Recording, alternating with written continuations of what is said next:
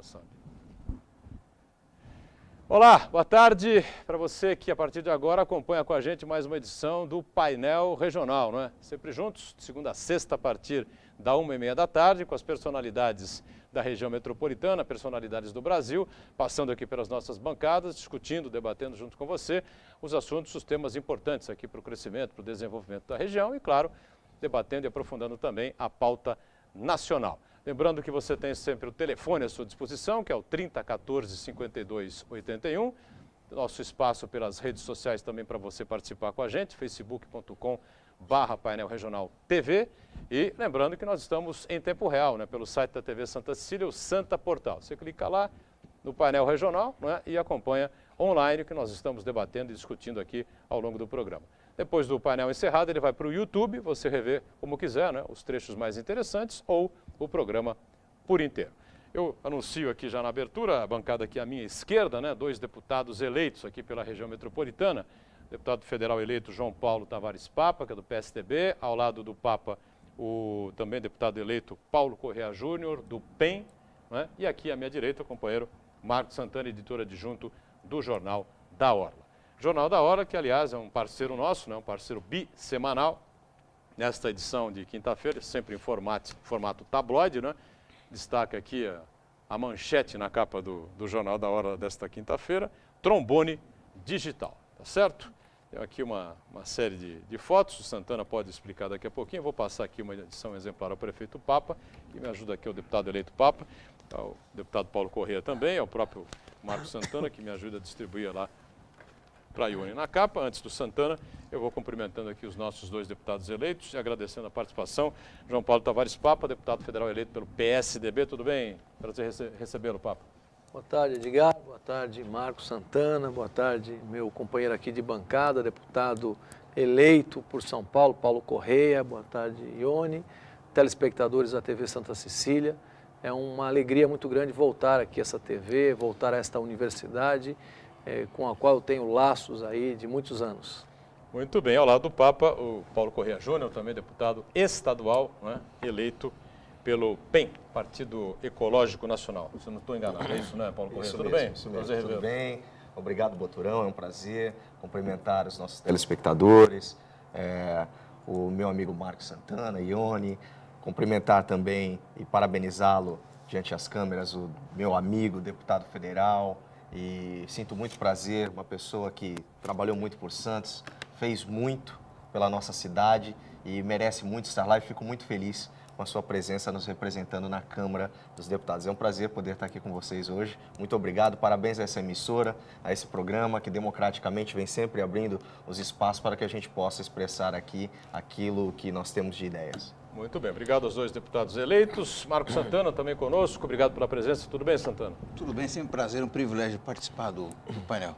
Muito bem, e o trombone digital, o que quer dizer essa capa aí do Jornal da Hora? Explica aí. Estamos destacando nessa edição um aplicativo que a Prefeitura de Santos lançou, que é mais um canal, mais um instrumento para estreitar os laços da população com o poder público, com o qual esse aplicativo a população vai poder fazer denúncias, reclamações, encaminhamentos, até tirar dúvidas, né? E o curioso é o seguinte, que o cidadão vai ajudar como um fiscalizador, não só das ações do poder público, mas também dos outros cidadãos, né? Porque uma boa parte das demandas que chegam à prefeitura são obras de outros munícipes, né? Por exemplo, carros abandonados, o sujeito que vai lá e concreta o canteiro da árvore, estacionamento irregular e assim por diante. Então, acho que é mais um instrumento importante que a população tem à disposição para facilitar o acesso, à comunicação com a prefeitura.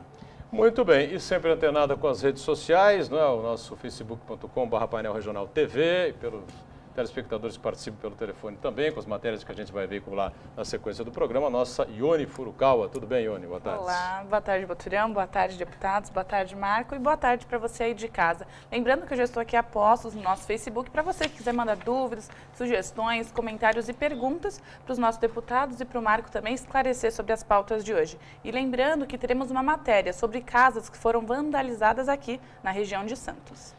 Que é uma questão importante que diz respeito à segurança pública, não é? Um dos assuntos, um dos temas mais discutidos, mais debatidos, que ninguém apontou qualquer caminho, qualquer solução.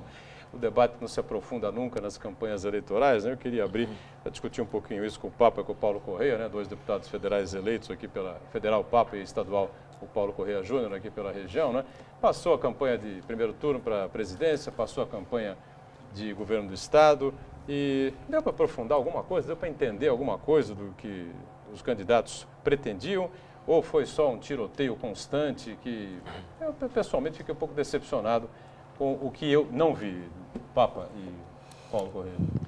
Eu também me alinho entre aqueles que não gostaram, né, do nível dessa última campanha. Eu acho que a campanha foi muito dura, ataques muito duros, violentos, tanto no primeiro turno quanto no segundo turno.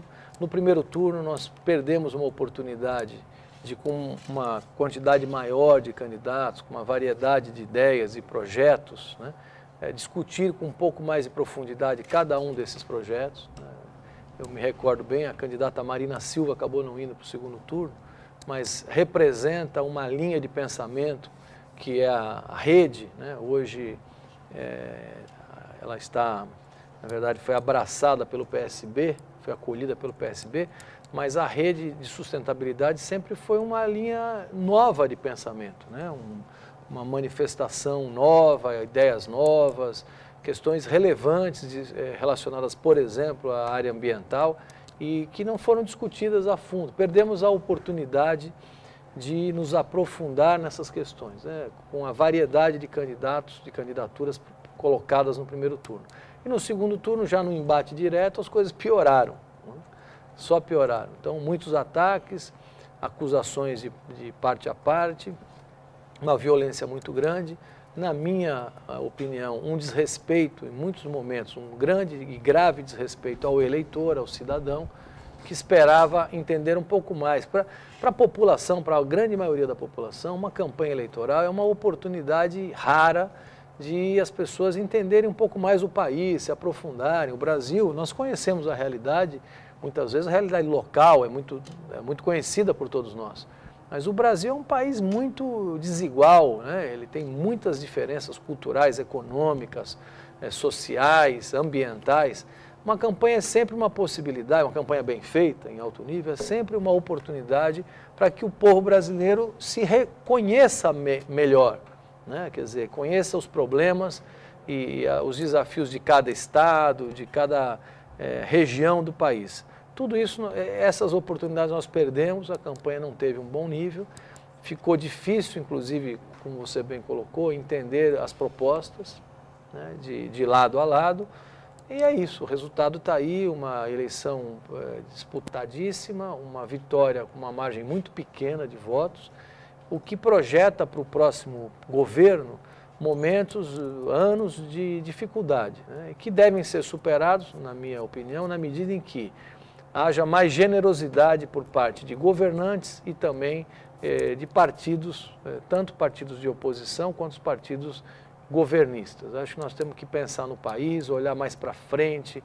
um horizonte talvez de 10, 20 anos, porque os grandes desafios brasileiros não são resolvidos com uma canetada. Eu tenho muita convicção disso, né? Não são resolvidos porque um partido quis. É preciso construir ambiente para que essas coisas sejam, de fato, essas melhorias e o desenvolvimento mais uniforme do país seja, de fato, conquistado. Isso é feito no dia a dia, né, todos os dias. Vamos ver agora o início do próximo mandato da presidente eleita Dilma Rousseff vai nos reservar. Eu acho que o diálogo que ela já manifestou no seu primeiro discurso será fundamental, né? Além do diálogo, respostas objetivas para a população brasileira. Reforma política imediata, feita preferencialmente no primeiro semestre, se for insuficiente, no primeiro ano. Acho que são obrigações que o Congresso Nacional e que o governo federal eleito agora, o novo governo, tem com a população brasileira. Vamos trabalhar nesse sentido. Muito bem. Paulo Correia, como é que avaliou essas campanhas, tanto federal como a nível de governo do Estado? O Estado acabou rápido no primeiro turno, né? O governador Geraldo Alckmin se reelegeu com uma certa facilidade e a campanha presidencial da República foi isso que o O deputado Papa colocou aqui, basicamente, esse tiroteio aí e essa diferença mínima de votos. Né? Concordo com praticamente tudo que o nosso deputado aqui acabou de falar. Realmente, muito desgaste, você via os debates, você via os ataques pessoais, você via os ataques, muita coisa olhando, como dizia, né, no retrovisor. E agora eu vejo que, olhando para frente, eu vejo que o maior desafio que se tem no novo governo hoje é mostrar o trabalho para São Paulo, que teve uma diferença muito grande, estamos falando do nosso estado que estamos representando, uma margem diferenciada de votos à frente o candidato do PSDB. Então, creio que o maior desafio hoje do Partido dos Trabalhadores ou da Presidente da República, sem mencionar partidos, é olhar um pouco mais para São Paulo e dar uma resposta diferenciada ao eleitor que preferiu uma outra proposta. Eu, no primeiro turno das eleições, estive à frente por opção. Eu, quando me filiei ao PEN, ao Partido Ecológico Nacional, seria o partido que a Marina seria candidata pelo PEN. E na última hora ela resolveu se filiar ao PSB, quando não conseguiu, né, viabilizar o Rede, e ficou a nossa frustração de não ter a Marina como candidata do nosso partido, que esse era o nosso projeto. Enfim, caminhei ao lado, fiz campanha junto com a Marina, era uma proposta que acreditava, e depois do segundo turno, a nossa posição, nós ficamos meio que órfãos, né? Então, eu creio que a população escolheu o que achava melhor, e tem que ser respeitado isso, e eu torço para que, na divisão que teve de votos, você vê que o país praticamente ficou dividido, e eu vejo que com este desafio e com esta resposta eleitoral que foi dada nas urnas, o PT ou a Dilma, presidente, se souber avaliar, souber ouvir, ter a sensibilidade que eu tenho certeza que tem, ainda mais por ser mulher, e a mulher é mais sensível, por isso que eu gosto da mulher governando. A mulher tem uma sensibilidade diferente do homem na política, e eu acho que a Dilma vai ter essa sensibilidade e tem a oportunidade de fazer o melhor ou a melhor gestão de todos os tempos, se souber ouvir, né? Eu acho interessante essa proposta da reforma política, e pela primeira vez eu vejo a Presidente da República falando assim, olha, eu quero ouvir a população, eu quero ouvir o que acha. Por quê? Porque eu tenho certeza que acendeu a luzinha amarela. Olha, alguma coisa está errada, a gente tem que ouvir e eu quero melhorar aquilo que está errado. Eu acho que então a gente começa com o pronunciamento da Presidente com um passo importantíssimo, que é ouvir. Porque a maior reclamação que tinha a oposição ou partidos aliados era que não tinha diálogo com o governo federal, que era difícil o trato, que era difícil a articulação, era difícil de ouvir as demandas que tinham os estados e tinha uma dificuldade muito grande. Isso o presidente Lula, que antecedeu, não tinha essa dificuldade, era mais articulado, ouvia mais os governadores. E eu creio que agora a Dilma viu que vai precisar ouvir um pouco mais, não só os governantes, os deputados, a base, como também a população. Então, eu tenho fé e creio que a gente tem tudo para ter um Brasil melhor. Marcos Santana, pois não, Santana? Eu só queria complementar, eu concordo com o raciocínio do ex-prefeito Papa, quando ele disse que o nível da campanha foi muito abaixo do que deveria se esperar de pessoas que querem governar o destino de 130 milhões de brasileiros. Mas, por outro lado, ao mesmo tempo que os jogadores distribuíram canelada no campo, na torcida, os torcedores se degladiaram também, né? Eu acho que os eleitores, de modo geral, de ambos os lados aí, baixaram o nível, destilaram muitos preconceitos, né? Emitiram muitas opiniões baseadas em boatos, em informações mentirosas, dos dois lados, né? Isso daí não contribui para o progresso da democracia, e esse ímpeto de manifestar opinião em relação à eleição para presidente, os eleitores não demonstraram na hora de escolher os seus deputados. O resultado disso daí é que a Câmara de Deputados tem 28 partidos políticos representados, quer dizer, uma verdadeira balaio de gatos aí, e isso daí que acaba comprometendo a tal da governabilidade, né? Que se for, no caso a Dilma foi vencedora, mas se fosse Aécio Neves, ele também teria essa mesma dificuldade desse diálogo de que o Paulo Correa mencionou, que, na verdade, são interesses particulares que eles levam para a Câmara, não interesses coletivos. Então, eu acho que a reforma política realmente é urgente, mas tem que saber também exatamente qual é a reforma política que se deseja, né? Porque não adianta fazer uma reforma só para dizer que que fez, acabaram resolvendo os problemas, e, ao contrário, acentuando as dificuldades que hoje nós temos no Brasil. E aí, com relação a essa coisa da reforma política, né? A gente já discutiu isso aqui em vários programas, no programa especial de domingo, aliás, o deputado eleito Papa estava conosco aqui na TV Santa Cecília, ficamos quase 3 horas no ar aproximadamente, até que se encerrasse a apuração oficial, né? Dando a reeleição da presidente Dilma, e ela já no dia seguinte fala em plebiscito, né? Ontem foi explicado aqui, o Cassione estava aqui conosco, né? Explicou detalhadamente a diferença do plebiscito para o referendo, né? O plebiscito é o que vem da população e o Congresso tem que acatar, né? O referendo é aquilo que o Congresso faz e a população diz sim ou não. Se disser não, não vale, não está valendo, façam outra lei. E já há quem diga, né, no Congresso Nacional, vozes já se levantaram dizendo que ao colocar o plebiscito, Papa, a presidente demonstra que não entendeu nada da relação executivo e Congresso executivo-legislativo. Ou seja, o Congresso está um tumulto, né? Eu perguntei a você em off, eu pergunto agora ao vivo, você já esteve em Brasília, né, para escolher o gabinete? Você já falou que ainda não, né? Mas cuidado, toma cuidado, vai ficar com o gabinete lá do lado do banheiro, cuidado. Vai lá, puxadinho lá. Agora, nessa situação toda, o que você espera encontrar no Congresso, hein? Uma coisa meio tumultuada, qual é o que passa pela cabeça? Nessa situação que a gente está vivendo agora e com as declarações que a gente já vem observando aí. Bom, primeiro, a vitória por uma margem apertada, ela sempre implica em dificuldades de governabilidade, isso é natural. Não apenas a dificuldade no Congresso, mas a dificuldade na federação. Metade do país votou na oposição, né? Essa metade, o voto vale a mesma coisa aqui em São Paulo, no Sul, no Amazonas, em qualquer lugar, no Acre. O brasileiro, todo ele tem o mesmo voto e o mesmo peso, esse voto. Porém, há uma divisão também muito clara na votação do Aécio e da Dilma, da presidente Dilma, em relação à vamos dizer assim, estrutura, poderio econômico dos estados, né?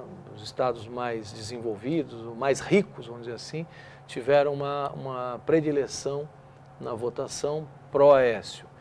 Veja, tudo isso é conflito, ou seja, a grande maioria dos estados onde o Aécio ganhou,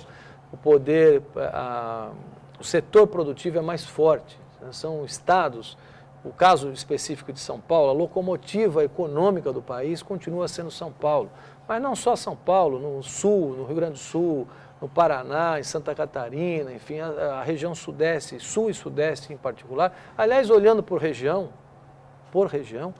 o Aécio Neves ganhou na região Sul, na região Sudeste e na região Centro-Oeste. São setores altamente produtivos do território brasileiro. Enfim, tudo isso, Edgar, gera conflito, vai gerar conflito. Conflitos de posições, de interesses, enfim, de ideias, que terão que ser administrados pelo novo governo e também no Congresso Nacional, que é uma grande caixa de ressonância de todas essas diferenças culturais e econômicas do Brasil, da nação brasileira. Nós vivemos aqui o regime presidencialista. O presidente da República tem poderes quase que absolutos no regime brasileiro, né? Esse também é um ponto problemático. O Congresso Nacional, já há muitos anos, desde a nova Constituição, de 1988, o Congresso muitas vezes se sente como um órgão homologatório, né? Que o governo toma as iniciativas. Uma reclamação recorrente é que o governo brasileiro governa por medidas provisórias, e é fato, né? A medida provisória sempre a iniciativa é do governo, é de quem governa, vira lei, tem força de lei, ou seja, antes do Congresso, do Senado e da Câmara votarem uma lei, essa decisão já é uma lei, já tem força de lei, que é o instrumento da medida provisória. Isso é um conflito, porque cabe depois ao Congresso não votar, não aprovar, reprovar ou alterar. As alterações são muitas, é uma praxe o Congresso Nacional embutir nas medidas provisórias vários outros temas que não são exatamente o principal, o tema principal. Isso é um conflito permanente. eu entendo que um dos caminhos é a reforma política e ela precisa, em primeiro lugar, valorizar, a reforma que eu entendo adequada, precisa valorizar os partidos. O desinteresse que o Marcos colocou aqui pela eleição, e você também frisou, pela votação e pela eleição proporcional dos deputados, né, alta abstenção, enfim, uma dificuldade muito grande. Até uma semana da eleição, os institutos de pesquisa demonstravam que 70% da população ainda não sabia em quem pretendia votar para deputado. Isso é uma demonstração muito clara do desinteresse, da falta de informação, né, e de motivação, né, na verdade, para votar em deputados estaduais, federais e também senadores. Muito bem. Como é que a gente pode reverter esse processo? As pessoas no Brasil também costumam dizer o seguinte: nós não votamos em partidos. É verdade, votamos em pessoas. É péssimo isso. Na minha visão, isso é péssimo. Uma democracia forte pressupõe partidos fortes. E como é que um partido se fortalece? Na medida em que ele tem ideias, né, um ideário, propostas que a população identifique, conheça e se alinhe, se associe àquele ideário. As pessoas estão em segundo plano, na minha opinião. Quer dizer, o importante, como acontece em várias democracias muito mais evoluídas do que a nossa, é que o cidadão fala: um partido tal defende ideias mais progressistas com as quais eu me identifico, por isso eu vou votar nesse partido. Outro partido já é mais conservador, o outro já é mais radical, enfim. E a partir daí, né, quando o eleitor se identifica com um conjunto de ideias que um determinado partido defende, aí sim a gente começa a fortalecer o regime democrático e as relações do Congresso com o governo tendem a melhorar muito. Acho que a reforma política tem que considerar como prioritária essa questão.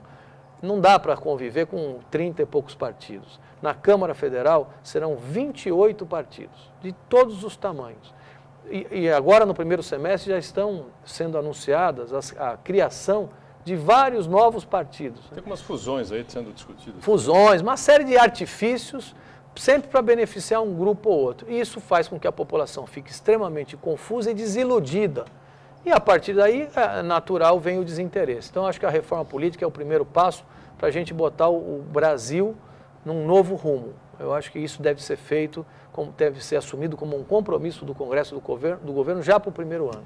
A gente tem que sair para um rápido intervalo, não é? Mas antes, sempre lembrando que os estabelecimentos de Santos que comercializam alimentos, como restaurantes, bares e lanchonetes, devem disponibilizar os sachês de álcool gel aos seus clientes. Projeto que prevê essa medida e altera a redação do artigo 81 do Código de Posturas aqui da cidade, foi aprovado pela Câmara Municipal e sancionado pelo prefeito Paulo Alexandre Barbosa. A medida já está em vigor e a fiscalização é por parte da Seção de Vigilância Sanitária da Secretaria de Saúde de Santos. Intervalo, voltamos já já.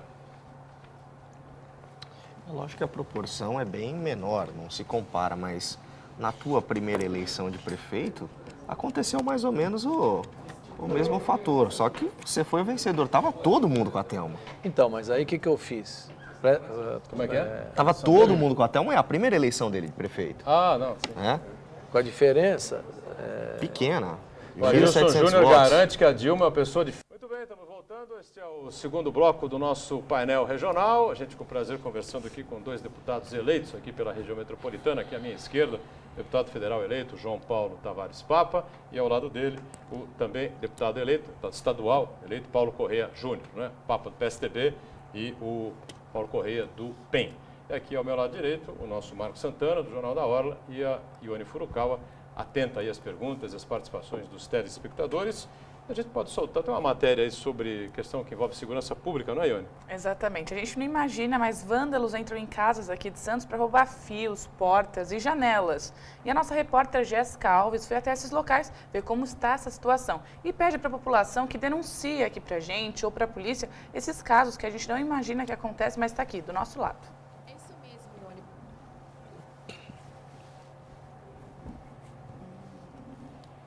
E aí? Não deu? Bom, daqui a pouquinho, quando a matéria estiver pronta, a gente coloca então para discutir essa questão que envolve a segurança pública, né?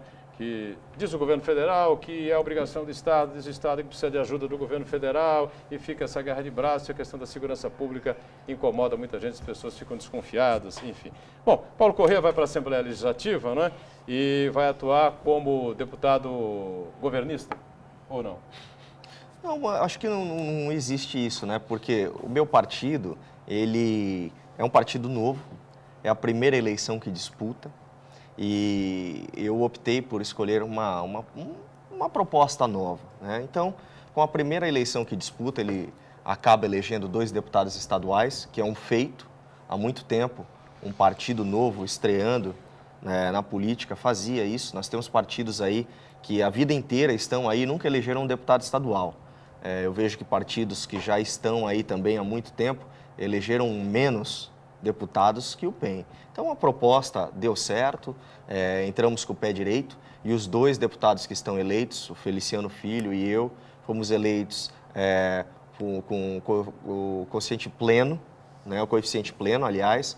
Eu que fui o segundo, né, não fui eleito pela média, então nós fizemos a legenda, fizemos o dever de casa, e nós temos, eu tenho certeza que eu, pelo menos, particularmente, tenho a minha independência. Vou chegar na Assembleia Legislativa com independência. Nós tivemos aí durante a campanha caminhando, fizemos as nossas propostas e agregamos pessoas que acreditaram nelas e que confiam que nós vamos representá-las e votar naquilo que for bom para o governo do Estado, sim, e naquilo que for ruim para o nosso Estado, nós vamos votar contra. E já fizeram essas perguntas para mim: poxa, mas se tiver uma CPI, como é que você vai se portar? Eu digo: olha, há muito tempo não existe isso na Assembleia Legislativa. Agora, a primeira obrigação do deputado que foi eleito é fiscalizar.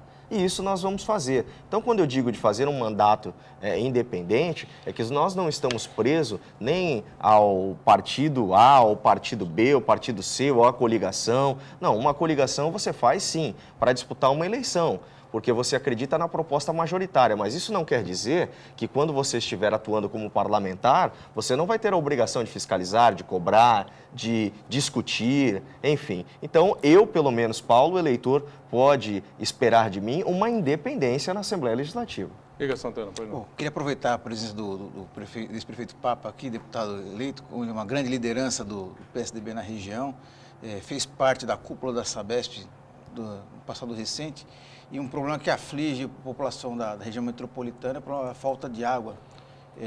Nunca antes na história desse estado os reservatórios ficaram tão baixos.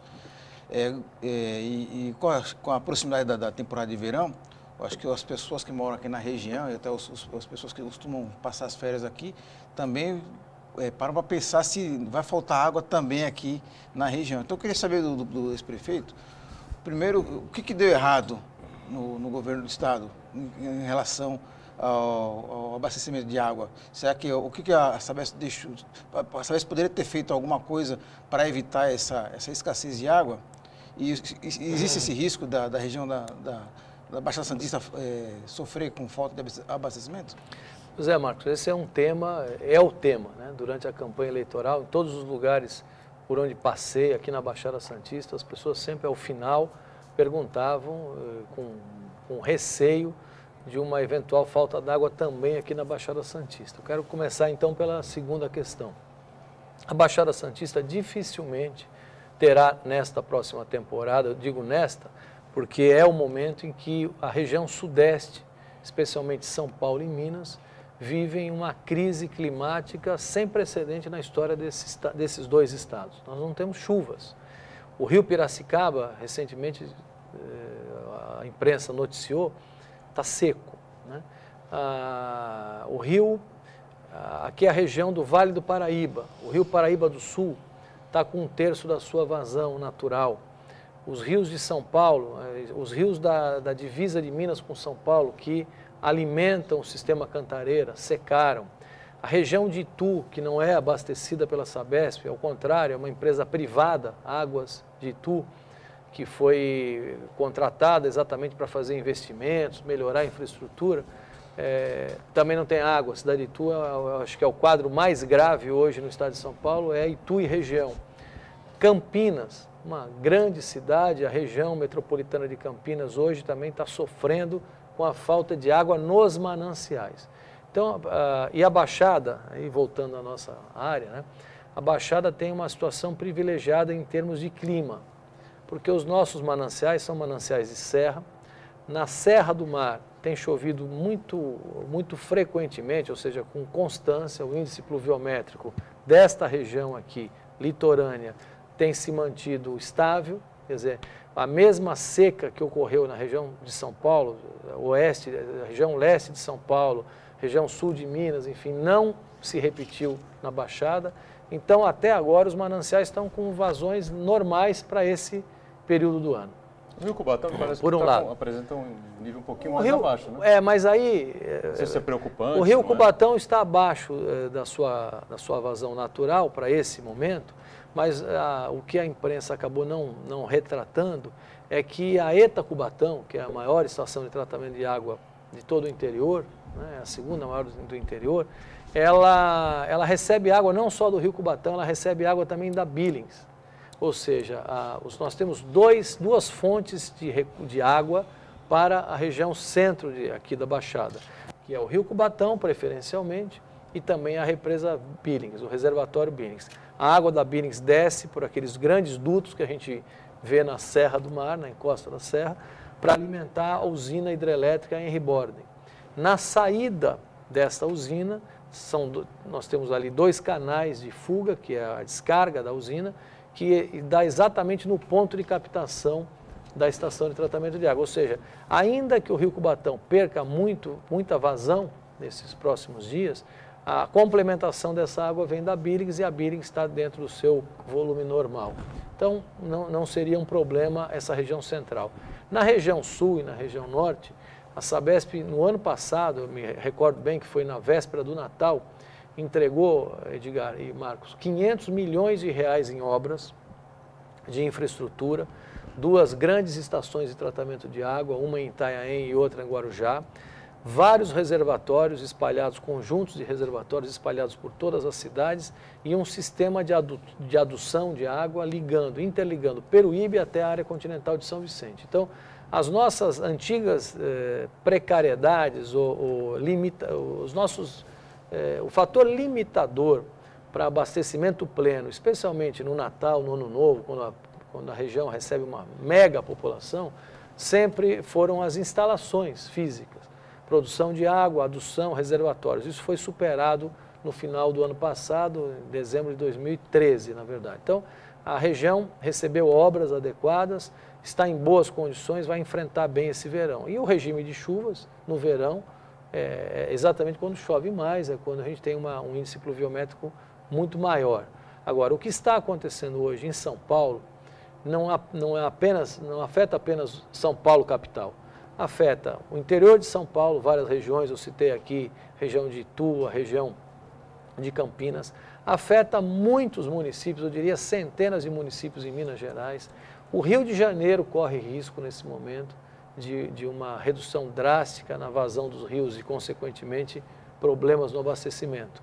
A Sabesp fez o que podia fazer, diminuiu efetivamente e de forma bem acentuada a dependência do sistema Cantareira. O sistema Cantareira, até antes dessa crise, fornecia 33 mil litros por segundo de água para São Paulo. Hoje fornece 19 apenas, isso ainda vai cair nos próximos meses. E fruto do quê? Fruto de intervenções, de obras, de remanejamentos de linhas, enfim, de uma adequação operacional para reduzir a dependência do sistema Cantareira. Até agora isso deu certo. Ainda há reserva. Há o segundo volume morto, que é o volume morto, que é um nome inadequado, quer dizer, um volume reserva de água no sistema Cantareira, e ainda há um terceiro. Agora, de qualquer maneira, o risco de uma crise climática é alto, tá certo? Quer dizer, se nós não tivermos chuvas nos próximos meses, não é São Paulo apenas que vai sofrer, a região sudeste toda vai sofrer sim problemas pontuais de desabastecimento. Por isso eu diria assim, mesmo a Baixada Santista, que tem garantias de abastecimento pleno durante o verão, precisa fomentar, divulgar, proporcionar campanhas para uso racional da água. Isso já hoje... Já existe uma migração de pessoas vindo aqui no final de semana anterior ao da eleição. Isso vai acontecer. O pessoal descendo, alugando imóveis aqui no final de semana para lavar as roupas, trazendo roupa para lavar em lavanderias aqui da região e de casas de parentes e de amigos. Exatamente. Então, se isso se multiplicar, nós vamos ter um movimento enorme, quase que diário aqui para a região, ou eu estou exagerando? Não, isso está acontecendo, mas nada, esse movimento que já está detectado, não chega perto da demanda por água do Réveillon. Quer dizer, a Sabesp se preparou para atender plenamente a população da Baixada Santista naquele período entre Natal e Ano Novo, onde a população de algumas cidades se multiplica por 10, às vezes, né?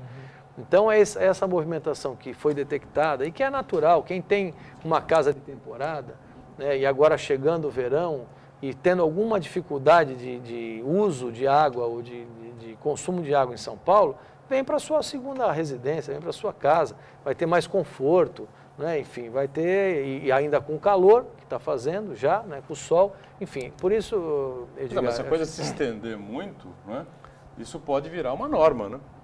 Pode, mas para essa demanda a Sabesp tem folga na Baixada, tem folga, muita folga. Como eu disse, ela se preparou, as instalações da Baixada Santista, elas foram dimensionadas para atender pico de temporada, que é o que aconteceu o ano passado. Nós tivemos aí um problema pontual no Guarujá, mas a região sul de Peruíbe, a Praia Grande, que historicamente sempre teve falta d'água, não teve nenhum problema. Então, veja, esses sistemas que foram dimensionados para o pico da temporada, eles aguentam com folga uma população mais alta durante essa pré-temporada. Isso não é problema para a Sabesp. Agora, o Brasil se acostumou com fartura em água doce. O país é um país que tem, de fato, muita água. Os nossos hábitos de consumo, né, a cultura brasileira é de grande consumo de água doce. Essa realidade vai ter que ser repensada. Nós temos que, de fato, fazer conscientização o tempo inteiro para as pessoas gastarem menos, mesmo que haja água sobrando, gastarem menos, gastarem com mais parcimônia. A tarifa de água é muito baixa no Brasil, se comparada com outros países do mundo, é muito baixa. Isso também é um incentivo ao consumo, a falta de cuidado com esse bem, que é um bem precioso. Enfim, tudo isso vai ter que ser repensado a partir dessa crise. Hoje ela está instalada, essa crise climática, está instalada na região aqui, São Paulo, Minas, né? E está já afetando o Rio de Janeiro, mas isso pode ocorrer em outros lugares do Brasil. Então é preciso cuidar bem da água, cuidar da água como um produto nobre que tem que ser economizado o tempo inteiro e gasto com parcimônia. Mais um intervalinho aqui no painel regional, a gente volta já já.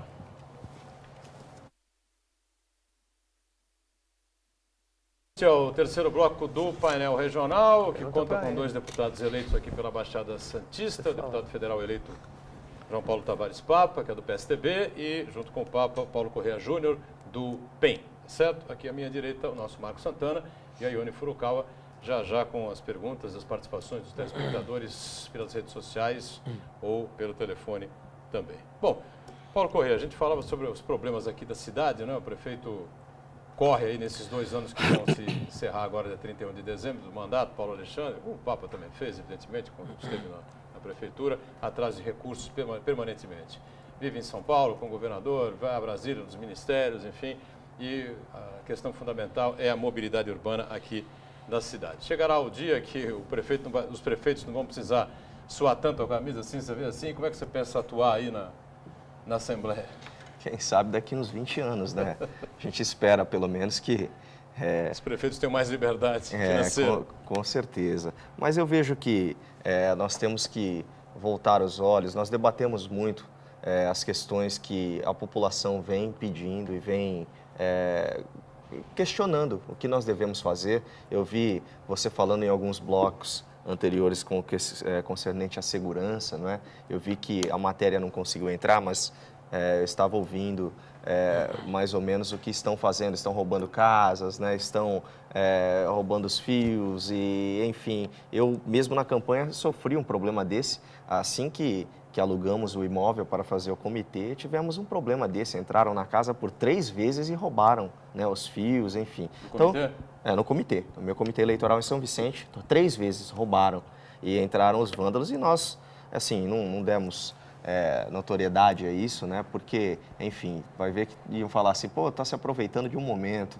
Então, mas realmente é triste e é uma proposta nossa, é uma bandeira nossa que nós vemos debatendo, concernente ao combate às drogas. São poucos os governantes ou candidatos que têm sensibilizado e tem colocado em pauta essas discussões. Eu sei que o Papa é sensível a isso, o Papa vai ajudar a gente como deputado lá, nós que temos essa experiência, que já trabalhamos com casa de recuperação há mais de 14 anos e nós sabemos o quanto que é difícil você tirar as pessoas do crack, tirar da dependência química, tratar essa pessoa e devolver a ela a dignidade para poder pelo menos voltar para casa com a cabeça erguida, sem aquela vergonha que tinha deixado para a família. Então eu vejo que nós temos que voltar os olhos do governo do estado e do governo federal para que façam mais convênios com ONGs, associações e fundações que já trabalham com isso e têm essa experiência. Eu tenho isso como uma prioridade para a gente combater as drogas, porque é um mal que você vê na nossa própria cidade de Santos, onde é a entrada e saída da cidade. Eu já falei isso em 2 programas que passei. Quando você vai chegando às 18h30, começa a piorar a situação ali na Cracolândia. É uma aglomeração de pessoas que ficam ali na entrada da cidade, que já estão vindo de outros municípios e ali está ficando praticamente um bairro já. E parece-me que nós estamos com os olhos vendados a isso e não estamos vendo e não estamos tomando atitude. Mas eu tenho certeza que nós, como deputados, vamos brigar para ter mais convênios, verbas para isso e combater as drogas aqui na nossa Baixada. Essa é uma bandeira minha, principal, número 1. Muito bem. Ione Furukawa, o pessoal está participando aí, não? Bastante. Em relação à água que a gente discutiu no bloco anterior, o Fernando do Parque Prainha pergunta aos deputados: está tendo no Parque Prainha, em São Vicente, racionamento de água. Mais de 800 famílias estão sem água nesse momento. O que fazer? E aí, deputado? Uma informação sobre isso? Bom, é uma notícia, né, que tem que ser avaliada e a Sabesp tem que ser informada imediatamente. Não há razão nenhuma para racionamento de água na Baixada Santista. Você pode ter algum problema ali localizado, uma linha furada, rompida, alguma coisa desse gênero. Porque não há falta de água nos mananciais, não há falta de estrutura para tratamento de água aqui na região de São Vicente, Santos, no litoral todo, como eu disse há pouco. Eu vou aproveitar, Fernando, essa sua informação, vou, assim que acabar o programa, comunicar a superintendência da empresa aqui na Baixada para que eles entrem em contato imediatamente com vocês. Se puder até ter um telefone aqui, passar o teu telefone, facilita bem esse contato. Tá certo. Fica aí a atenção, então, e liga para a nossa produção. Fernando, é isso? Fernando. Liga para a nossa produção, envia aí o seu contato, seu telefone, seu e-mail, tá? E o deputado eleito aqui, João Paulo Tavares Papa, que até pouco tempo era diretor da Sabesp, tem lá todos os contatos, evidentemente, vai tentar saber o que ocorre aí no seu bairro, na sua localidade aí. Mais participações, Ione? Mais uma, do Armando Júnior de São Vicente. Diz boa tarde a todos da mesa e pergunta: sempre que escuto o prefeito Billy de São Vicente, ele está reclamando que o município não tem receita a não ser o IPTU, fazendo assim que fique totalmente dependentes dos governos estadual e federal, o que eu acho um absurdo. Somente reclamar é fácil. Talvez um incentivo fiscal para a instalação de indústrias não poluentes na área continental seria uma solução? O que pode ser feito em São Vicente para esse panorama mudar? A gente pode estender isso para toda a região metropolitana, todos os prefeitos, né, que vivem com o pires na mão. Brincava aqui no intervalo, brincava não, né, com coisas sérias. Os prefeitos têm que correr o tempo inteiro, o mandato todo atrás do governo federal, atrás do governo estadual para poder realizar obras, trazer verba para a saúde, educação, a questão da segurança pública. É um drama, não é, Papa e Paulo Correia? Pois não. É um drama. Eu vejo que, na verdade, a gente tem que dar um desconto. Isso não é desculpa, mas dá um desconto ao prefeito Billy, que realmente pegou a cidade numa situação delicada. É lógico que tudo tem um tempo, né? Tudo tem um tempo determinado. Eu acho que agora eu vi a última matéria que o prefeito Billy deu, a entrevista que em 180 dias pretende dar um avanço que a cidade merece, que precisa. E eu que participei de perto com o prefeito Billy, tenho visto o empenho dele, tenho visto quantas vezes tem ido para Brasília, se empenhado, pedindo recursos e talvez sem nenhum apoio ou respaldo político, que nessa hora tem que ter. Acho que agora a Baixada está bem representada, né, com os 3 deputados federais e com os 3 estaduais. O Billy vai poder ter um apoio melhor.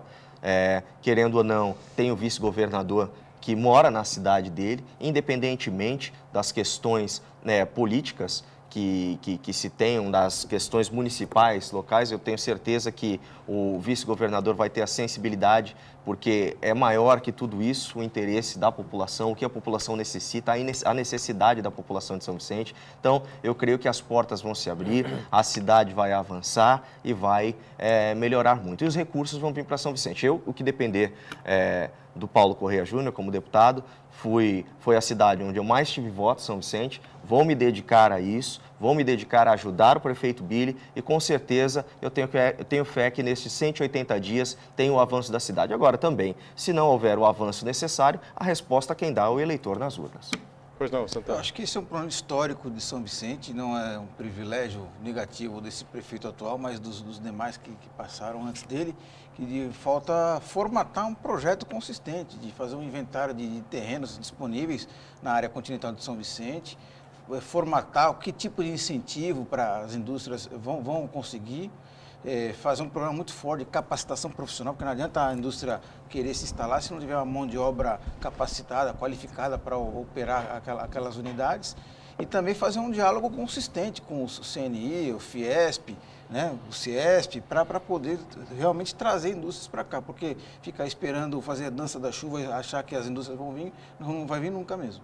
Eu sei que essa é uma das ideias do deputado eleito Papa, né, que até externou isso no nosso programa especial do último domingo, e agora eu queria emendar antes da resposta dele, porque imagina assim, né, a Assembleia Legislativa já é uma encrenca danada para o deputado atuar, mesmo sendo governista, trazer o governador aqui, ele vem frequentemente, tem uma relação muito próxima com o prefeito, com a cidade, com a região, né, vem muito aqui, enfim.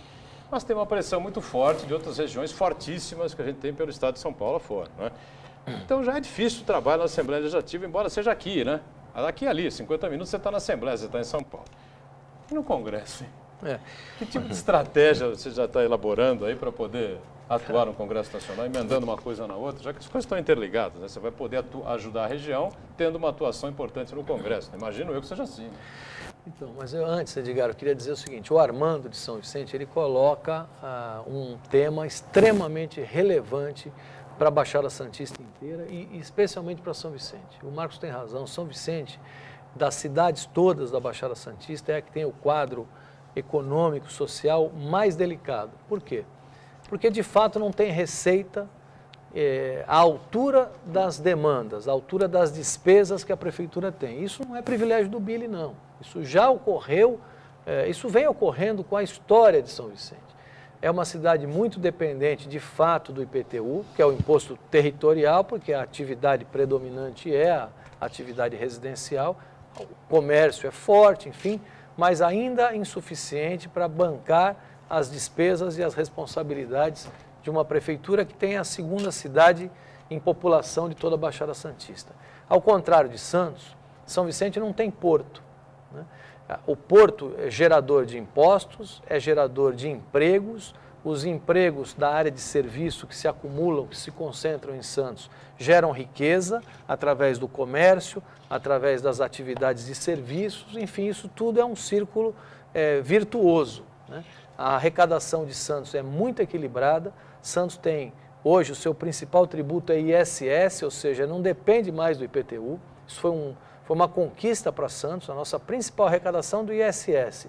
O ISS reflete a atividade econômica, então é sinal que Santos vai bem em matéria de atividade econômica. O segundo maior tributo, já quase que empatado com o IPTU, é o ICMS, que também reflete a atividade econômica. O IPTU também é forte, porque é uma cidade verticalizada, otimizada e tem, portanto, uma boa arrecadação de IPTU. Por isso é que Santos não depende tanto de verbas federais, de verbas estaduais, enfim, de FPM, o Fundo de Participação dos Municípios para Santos não faz nenhuma diferença, enfim. Mas mesmo assim, mesmo com uma dependência menor, o prefeito de Santos, foi o meu caso, foi o caso de todos os prefeitos, do prefeito Beto Mansur, do prefeito atual Paulo Alexandre, vive, claro, em busca de ajuda, de parcerias para a saúde, para infraestrutura, para habitação, tanto no governo do estado quanto no governo federal. Essa ajuda, a Prefeitura de São Vicente vai precisar sim, vai contar comigo, como já disse aqui o deputado Paulo Corrêa, que também está à disposição. Eu já me coloquei à disposição do prefeito Billy formalmente. Mais do que isso, me coloquei à disposição da população de São Vicente.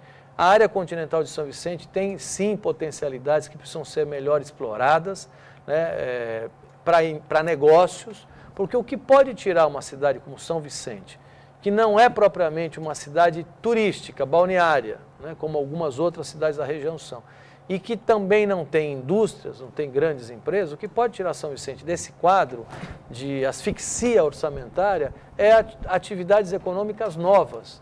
E para isso é preciso ter espaço territorial, e São Vicente tem. A área continental de São Vicente foi muito mal planejada, não pelos prefeitos recentes, mas lá na sua origem, né? É tudo muito espalhado, aliás, com custos altíssimos de manutenção, de operação, de tudo. Não é, desde Martim Afonso? Não, desde o momento em que a área continental começou a ser ocupada. Provavelmente na década de 60, 70, não tenho clareza sobre isso, mas é uma região muito espalhada, não é um território otimizado como é a ilha de São Vicente e como é aqui a região insular de Santos, enfim. Então é preciso encontrar caminhos sim para São Vicente, mexendo na legislação tributária local, tentando estimular também negócios que possam ser estimulados pela legislação tributária estadual e federal, logística, quem sabe, aproveitando a proximidade do porto, tecnologia. Vou dar um exemplo, Edgar. Aqui em Santos, no meu governo, eu fiz uma pequena alteração no Código Tributário voltado para telemarketing. Resultado disso, em meses, foram 12 mil novos empregos em Santos. 2 empresas apenas, Activity e Atento, vieram para Santos por conta de uma alteração na legislação local, municipal, do ISS, e hoje geram 12 mil empregos. Aliás, a maioria desses empregos vão para São Vicente, Praia Grande, Cubatão, enfim. São Vicente tem que merecer uma atenção especial de todos nós. Uma última pergunta, Ione? Última, do Custódio Fernandes por telefone. Vocês conseguem fazer uma emenda ao presal de 1% a 2% dos royalties para compor as aposentadorias? Olha, um tiro. É possível, não? 30 segundos para a gente fechar. Não, é possível, claro que é possível, desejável. O drama das aposentadorias. Não, o drama das aposentadorias, o fator previdenciário, o sujeito cidadão se aposenta com um valor, por exemplo, 2, 3 salários mínimos, ao longo da sua história ele vai perdendo esse valor, vai se deteriorando e vai caindo numa, não diria numa miséria, mas vai num sofrimento no final da vida, quando ele mais precisa do apoio do governo federal. Exatamente. Então, isso é uma violência que se comete com os aposentados do Brasil. É preciso encontrar, sim, meios de recuperar o poder de compra das aposentadorias. Eu vou trabalhar por isso. Os royalties, recentemente foram alterados, a legislação dos royalties. Uma parte considerável, 75% dos royalties do novo regime vai para a educação, 25% para a saúde. Mas isso ainda, veja, não está em vigor, foi aprovada a lei e precisa se colocar em prática. Eu acho que os aposentados têm toda a razão em reclamar a desumanidade que está sendo cometida com eles. Paulo Corrêa completa com alguma coisa com esse tema, rapidamente? Bom, não, eu só queria voltar um pouquinho, rapidinho, que passou o tempo e o Papa acabou falando sobre a questão do Hospital Regional de São Vicente, que nós precisamos nos empenhar, porque todos os 9 prefeitos já assinaram, o ministro da Saúde, o Arthur Quioro, já se pronunciou, falta agora nós brigarmos e pedir para o governador fazer a parte dele para trazer o Hospital Regional para São Vicente. Estamos fechando aqui mais uma edição do Painel Regional. Está convidado mais uma vez aqui ao vivo o prefeito Billy para vir aqui discutir esse tema, porque a gente quer que ele explique por que tem que ter um hospital regional e por que, ao invés do hospital regional, não se investe no São José. Mas esse assunto para outro assunto, outro programa com o prefeito Billy aqui. Obrigado aos deputados eleitos, sucesso ao Papa na Câmara Federal, sucesso ao Paulo Corrêa na Assembleia, obrigado ao Marcos Santana, ao nosso senhor Furukawa. Painel Regional sempre de segunda a sexta, 1h30 da tarde, reprise às 8 da noite. Sábado tem uma edição às 3 da tarde, domingo às 5 da tarde. Obrigado, tchau.